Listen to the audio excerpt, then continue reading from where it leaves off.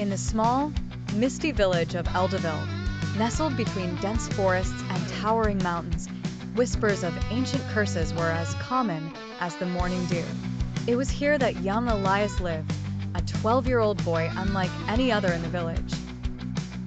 From the moment he was born, a peculiar mark shaped like a crescent moon adorned the back of his left hand.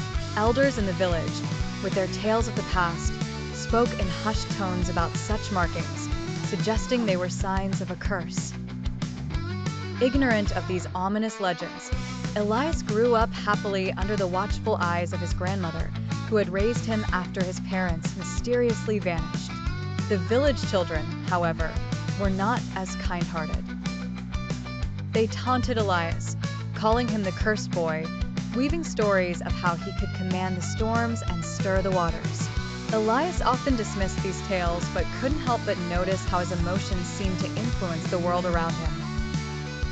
A gentle breeze would turn fierce when he was angered, and clouds would appear with his tears.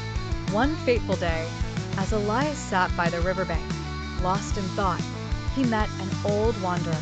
The man's eyes were filled with wisdom and sorrow. "I know of your curse, young one," the old wanderer said, his voice rasping like dry leaves. He explained that Elias' mark was the sign of the moon spirit's gift, meant to be mastered and not feared. This power could bend nature's course but needed understanding and control. Intrigued and desperate for acceptance, Elias listened intently.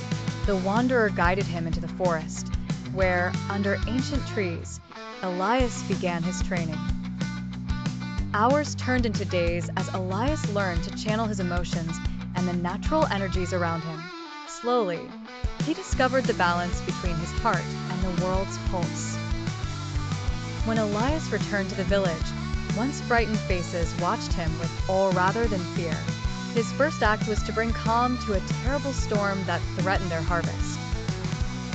Eldaville, realizing Elias's true nature, no longer saw him as cursed but blessed.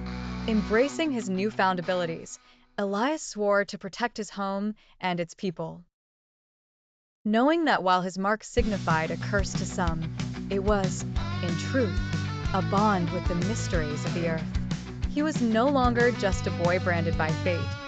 He was the guardian of Eldaville, the one who harnessed the moon's power to bring peace and harmony to the land.